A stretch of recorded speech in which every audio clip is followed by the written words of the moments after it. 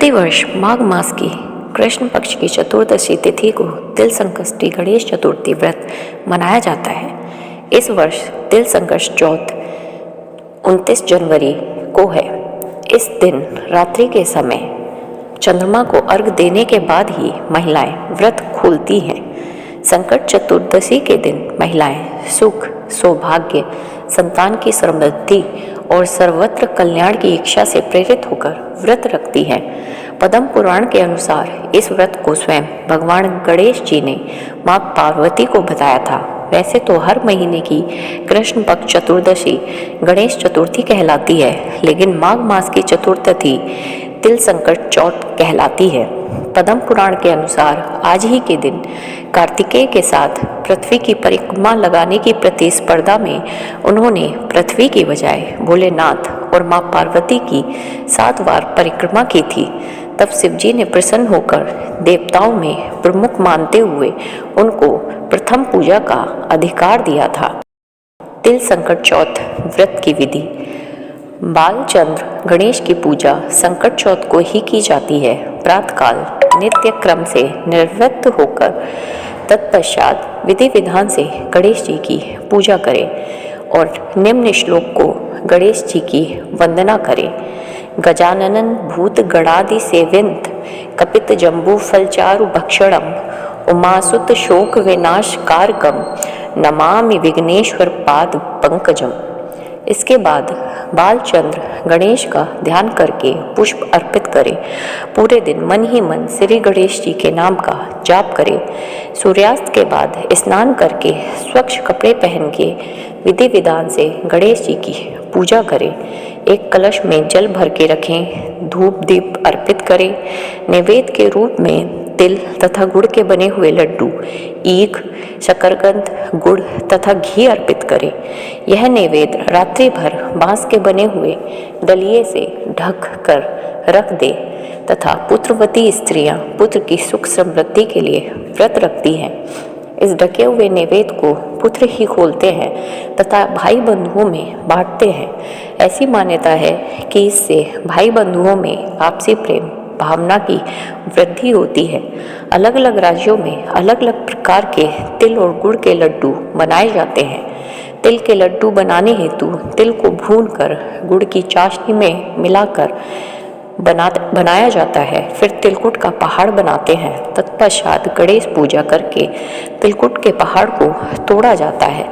गणेश पूजन के बाद चंद्रमा को कलश से अर्घ्य अर्पित किया जाता है। धूप दीप दिखाया जाता है। चंद्रदेव से अपने घर परिवार के सुख और शांति के लिए प्रार्थना की जाती है। इसके बाद एकाग्रचित्त होकर कथा सुने अथवा सुनाए। सभी उपस्थित जनों में प्रसाद बांट दें। तिल चौथ की कहानी। एक शहर में देवरानी जेठानी रहती थी। जेठानी अमीर थी और देवरानी गरीब थी। देवरानी गणेश जी की भक्त थी। देवरानी का पति जंगल से लकड़ी काटकर बेचता था और अक्सर बीमार रहता था। देवरानी जेठानी के घर का सारा काम करती थी। बदले में जेठानी बचा हुआ खाना उसको दे दिया करती थी और अपने बचे हुए पुराने कपड़े आदि भी उसको दे देती थी। इसी से देवरानी का परिवार चल रहा था। माघ महीने में देवरानी ने तिल चौथ का व्रत किया। 5 आने का तिल व गुड़ लाकर तिलकुट बनाया। पूजा करके तिल चौथ की कथा सुनी और तिलकुटा छीके में रख दिया। सोचा कि चांद उगने पर पहले तिलकुटा और उसके बाद ही कुछ खाएगी। कथा सुनकर वह जेठानी के यहाँ चली गई। खाना बनाकर जेठानी ने बच्चों को खाना खाने को कहा तो बच्चे बोले, माँ ने व्रत किया है, माँ भूखी है, जब माँ खाना खाएगी हम भी तभी खाएंगे। जेठ जी को खाना खाने को कहा तो जेठ जी बोले, मैं अकेला नहीं खाऊंगा, जब चांद निकलेगा तब सब खाएंगे, तभी मैं भी खाऊंगा। जेठानी ने उसे कहा कि आज तो किसी ने भी अभी तक खाना नहीं खाया है तो तुम्हें कैसे दे दूँ, तुम सुबह सवेरे ही बचा हुआ खाना ले जाना। देवरानी ने घर पर पति बच्चे सब आस लगाए बैठे थे कि आज तो त्योहार है तो पकवान खाने को मिलेंगे। परंतु जब बच्चों को पता चला कि आज तो रोटी भी नहीं मिलेगी तो बच्चे रोने लगे। उसके पति को भी बहुत गुस्सा आया कहने लगा, सारा दिन काम करके भी 2 रोटी नहीं ला सकती तो काम क्यों करती हो। पति ने गुस्से में आकर पत्नी को कपड़े धोने के धोवने से मारा।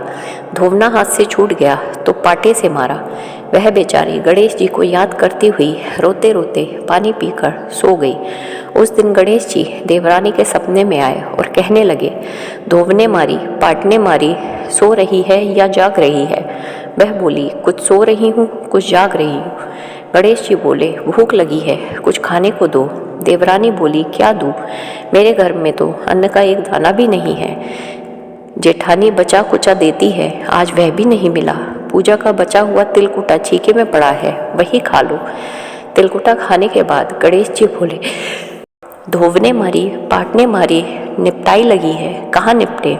वह बोली, यह पड़ा घर, जहाँ इच्छा हो वहाँ निपट लो।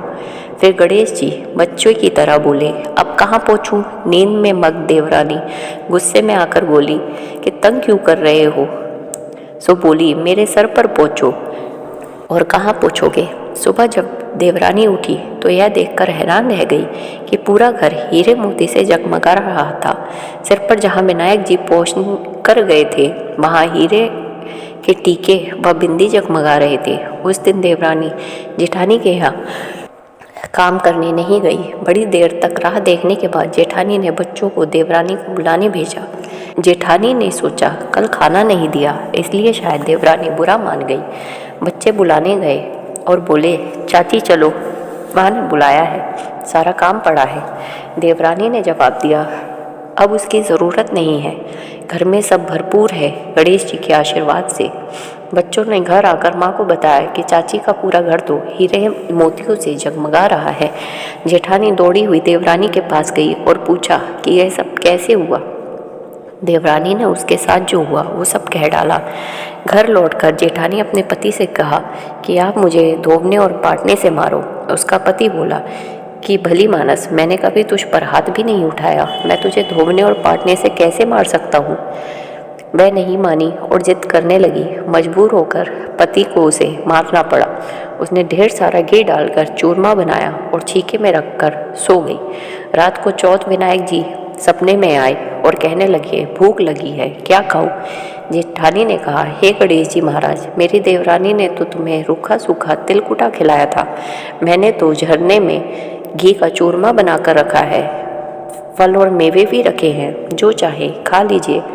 बाल स्वरूप गणेश जी बोले, अब निपटे कहाँ। जेठानी बोली, उसके यहाँ तो टूटी फूटी झोपड़ी थी, मेरे यहाँ तो कंचन के महल हैं, जहाँ चाहो निपटो। फिर गणेश जी ने पूछा, अब पोछू कहाँ। जेठानी बोली, मेरे ललाट पर बड़ी सी बिंदी लगाकर पोंछ लो। धन की भूखी जेठानी सुबह बहुत जल्दी उठ गई। सोचा घर हीरे जवाहरात से भर चुका होगा, पर देखा तो पूरा घर गंदगी फैली हुई थी, तेज बदबू आ रही थी, उसके सिर पर भी बहुत सी गंदगी लगी हुई थी। उसने कहा, हे गणेश जी महाराज, यह आपने क्या किया। मुझसे रूठे और देवरानी पर टूटे। जेठानी ने घर और सफाई करने की बहुत कोशिश की, परंतु गंदगी और ज़्यादा फैलती गई। जेठानी के पति को मालूम चला तो वह भी बहुत गुस्सा हुआ और बोला, तेरे पास सब कुछ था, फिर भी तेरा मन नहीं भरा। परेशान होकर चौथ के गणेश जी से मदद की विनती करने लगी। गणेश जी ने कहा, देवरानी से जलन के कारण तूने जो किया था वह उसी का फल है। अब तू अपने धन में से आधा उसे देगी, तभी यह साफ होगा। उसने आधा धन बांट दिया, किंतु मोहरों की एक हांडी चूल्हे के नीचे गड़ रखी थी। उसने सोचा किसी को पता नहीं चलेगा और उसने उस धन को नहीं बांटा। उसने कहा, हे श्री गणेश जी, अब तो अपना यह बिखरा निपटाओ। वह बोले, पहले चूल्हे के नीचे गड़ी हुई मोहरों को हांडी सहित ताक में रखी 2 सुई के भी 2 हिस्से कर दे। इस प्रकार गजानन ने बाल स्वरूप में आकर सुई जैसी छोटी चीज का भी बंटवारा किया और अपनी माया समेटी। हे गणेश जी महाराज, जैसी आपने देवरानी पर कृपा की वैसी सब पर करना। कहानी कहने वाले, सुनने वाले व हुंकार भरने वाले सब पर कृपा बनाए रखना, किंतु जेठानी की जैसी सजा दी वैसी किसी को मत देना। बोलो गणेश जी महाराज जय। चौथ माता की जय। कमेंट में चौथ माता की जय लिखना ना भूलें। धन्यवाद।